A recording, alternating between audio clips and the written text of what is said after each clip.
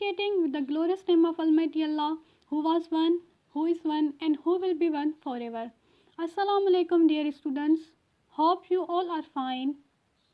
Today we are going to discuss about a new topic, that is food and nutrition. Before going ahead, let's have a look upon our table of contents. Topic को मुकम्मल तौर पे start करने से पहले हम अपनी table of contents पर एक नज़र डालते हैं कि हम इस वीडियो में क्या क्या पढ़ने वाले हैं. So first of all, introduction to food and nutrition. सबसे पहले हम फूड और न्यूट्रिशन का इंट्रोडक्शन पढ़ेंगे. After that types of nutrients, nutrients के कितने अक़साम होते हैं वो पढ़ेंगे.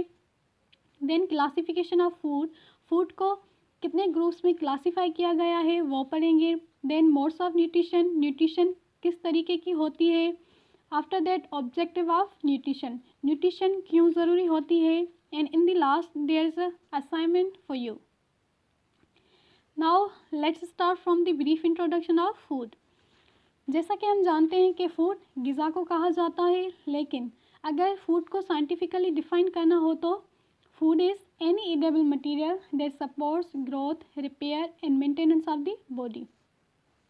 हर वो खाने के लायक चीज़ जो हमारी बॉडी की ग्रोथ, मेंटेनेंस के को सपोर्ट करती है उसे हम फूड कहते हैं.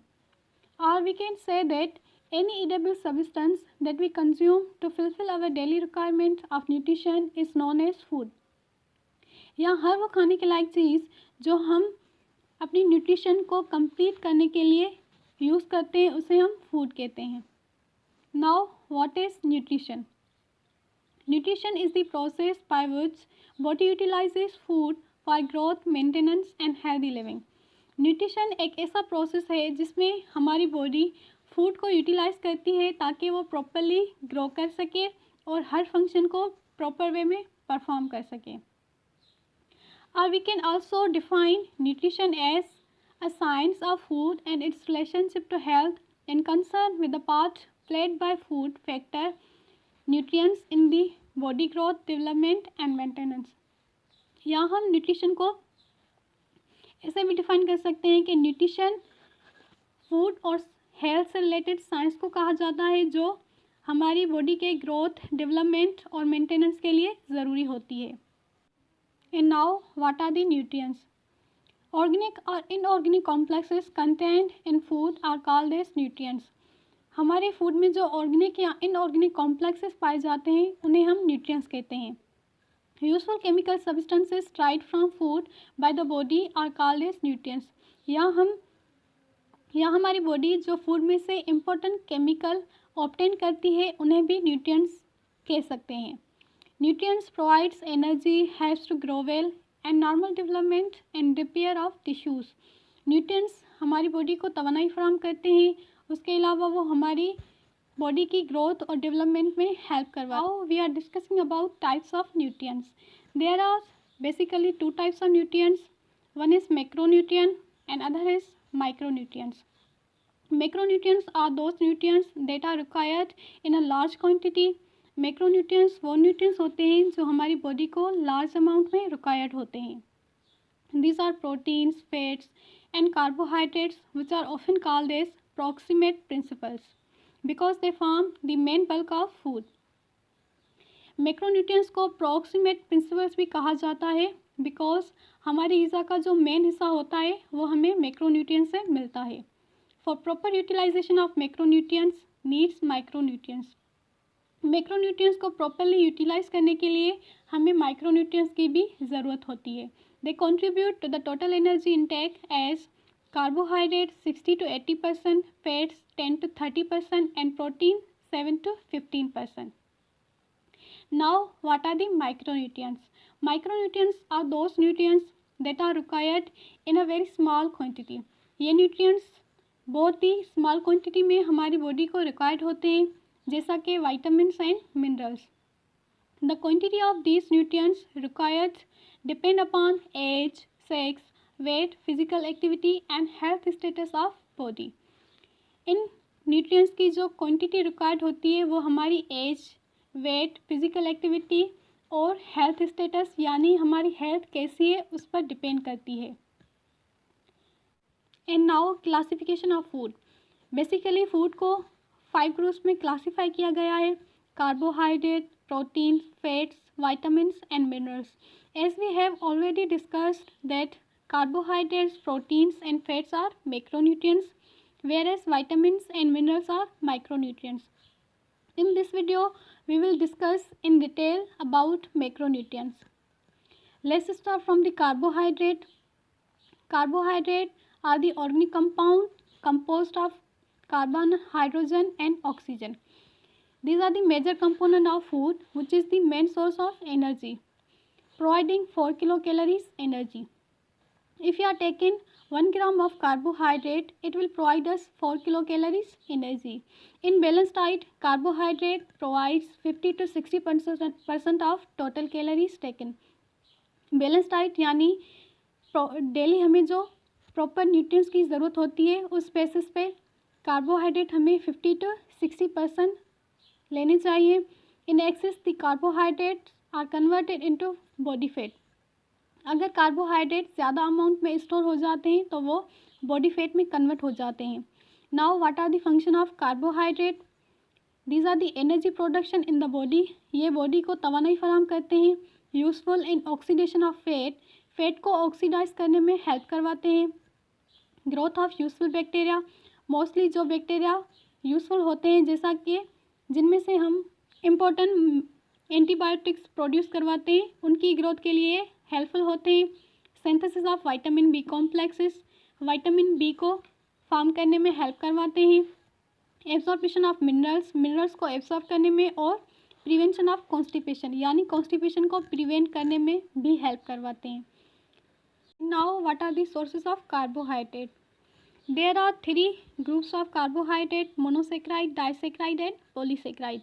So here is the starch. It is a polysaccharide which we can obtain from cereals, roots and tubers.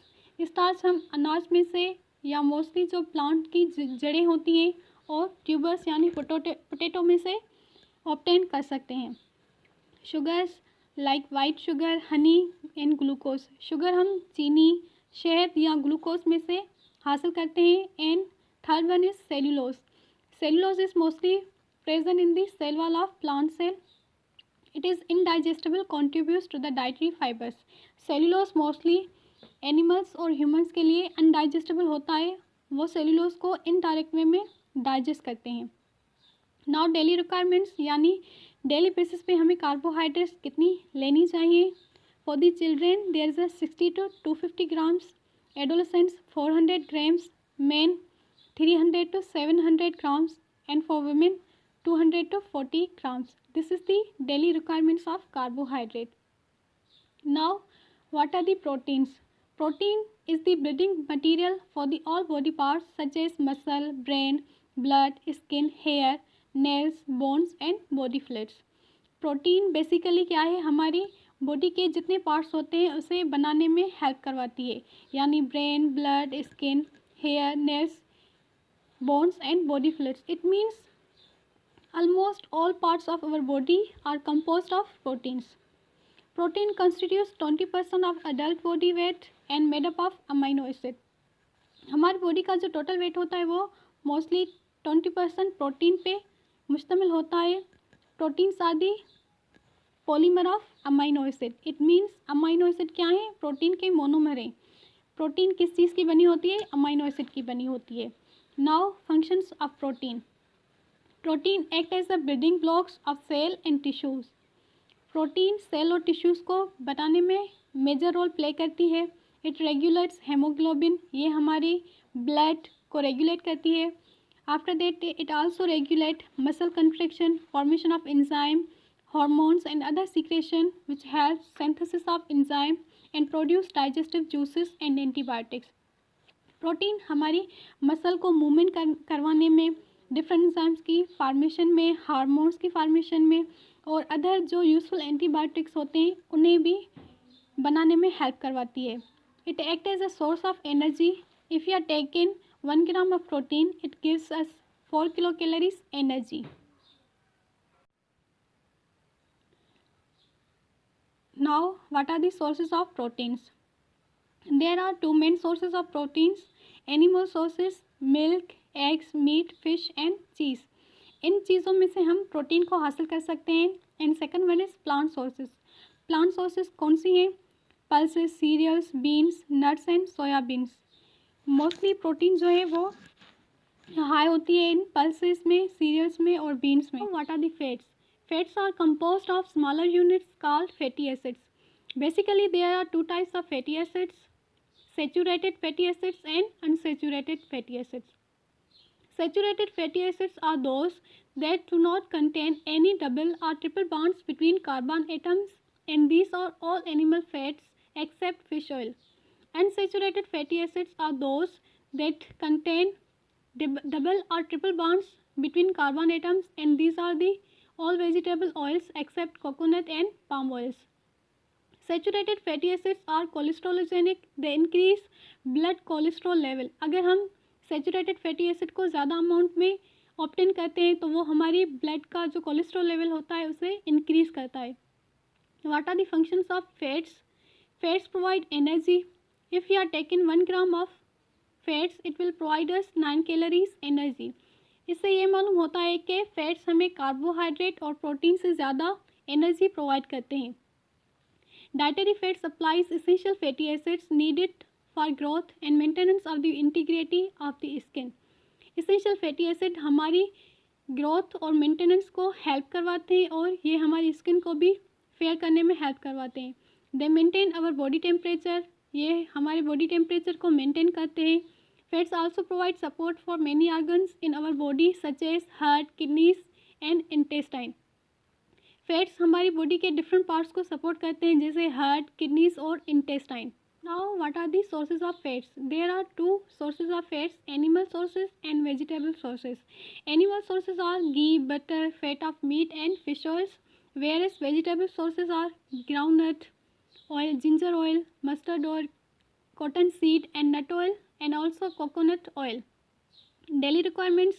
Fats हमें डेली बेसिस पे कितनी लेनी चाहिए? For women there is 20 to 40 grams and for men 20 to 60 grams. Fats and diseases. Fats also cause some type of diseases like obesity and phrynoderma. इन diseases में क्या होता है, जो हमारी स्किन है वो रफ हो जाती है like toad skin. It also cause coronary heart disease. High intake of saturated fatty acids cause coronary disease. Cancer. Some recent studies shows that high intake of fats increase the risk of colon. And now modes of nutrition. Modes of nutrition means methods of obtaining food by organisms. Organisms किस तरीके से अपनी ग़िज़ा हासिल करते हैं उसे हम mode of nutrition कहते हैं. There are two types of nutrition: holotrophic or autotrophic nutrition, and second one is heterotrophic nutrition. So what is autotrophic nutrition? The word auto means self and troph means nutrition. So autotrophic nutrition means self nutrition. Autotrophic nutrition is a simply process in which organisms are able to manufacture their own food.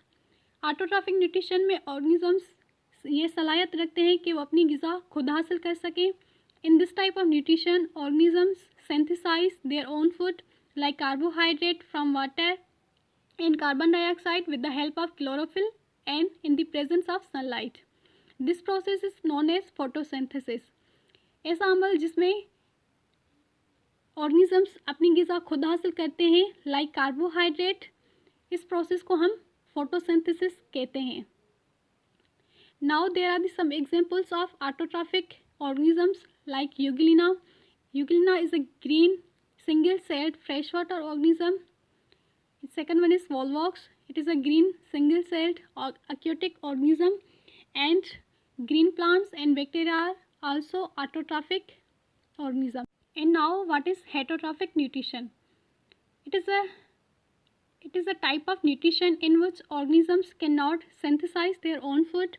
Energy is derived by digestion of organic substances obtained from plants and animals. After intake, food is digested into simple forms and then organisms utilize it. Heterotrophic nutrition में organisms unable होते हैं कि वो अपनी ग़िज़ा खुद prepare नहीं कर सकते, इसलिए वो दूसरे एनिमल्स और प्लांट्स पर डिपेंड करते हैं. like all animals, some bacteria and fungi are the heterotrophic organisms. And now objective of nutrition. Nutrition क्यों ज़रूरी है? Nutrition promote the physical and mental growth and development of human beings.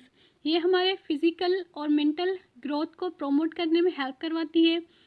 Building and repairing of tissues and cells damaged by infection and injuries. Nutrition हमारी body के जो parts यानी sales और tissues damaged हो चुके हैं उसे रिपेयर करने में हेल्प करवाती है. To provide energy for doing works, ये हमें काम करने के लिए तवानाई फराहम करती है. It also protect human beings from infection and deficiency disorders. Nutrition हमें डिफरेंट डिसऑर्डर से भी बचाती है. Now here is assignment for you and you have to solve this. That's all. I hope this video will be helpful for you. Inshallah, in the next video, we will discuss nutrition in plants in a detail. Till then, Allah Hafiz. Thank you. That's all. I hope this video will be helpful for you. Inshallah, in the next video, we will discuss nutrition in plants in a detail. Till then, Allah Hafiz. Thank you.